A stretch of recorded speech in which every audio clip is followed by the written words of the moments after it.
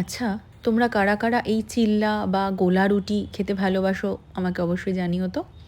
আমার কোনো দিনই এগুলো খুব একটা পছন্দের ছিল না, কিন্তু রিসেন্ট আমার শাশুড়ি আমাকে বেশ কিছু চিল্লা বানানো শিখিয়েছে।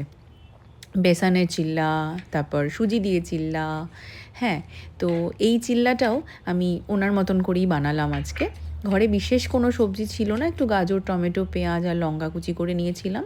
সুজিটাকে দই দিয়ে মাখিয়ে বেশ খানিক্ষণ রেখে দিয়েছিলাম, একটু ফুলে গেলে তারপর সবজিগুলো দিয়েছি। সবজিগুলো যতটা পারা যায় চিলু করে দেওয়াই ভালো, নাহলে মুখে বাজবে খাওয়ার সময়।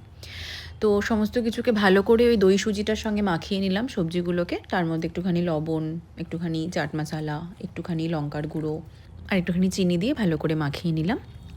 তারপর এপাশ ওপাশ করে ভালো করে ভেজে নিলাম উল্টে পাল্টে। হয়ে গেল চিল্লা রেডি। বেশ ভালো লাগে খেতে। ব্যাটারটা রেখেও দেওয়া যায়, ফ্রিজে স্টোরও করা যায়। যখন ইচ্ছে তখন দরকার তখন বার করে জাস্ট অল্প তেলে ভেজে নিলেই মিটে যায় ঝামেলা। আমি 4-5টা মতন বানিয়েছিলাম, তার সঙ্গে একটু চা বানিয়েছিলাম আর 2-3 রকমের সস নিয়ে নিয়েছিলাম। ব্যাস, বেশ সহজে হয়, অনেক কিছু দিয়ে করা যায়। সবজি বাড়িতে যদি কেউ সবজি পছন্দ না করে তাহলে গ্রেট করে এরকমভাবে খাইয়ে দিলে সে বুঝতেও পারবে না, সবজিও খাওয়া হয়ে যাবে। সুজি আর দই, তার গুণটাও যাচ্ছে ভেতরে, তার সাথে সবজিগুলোও যাচ্ছে। বেশ ভালো, মানে সুস্বাদু এবং তার সাথে বেশ হেলদিও।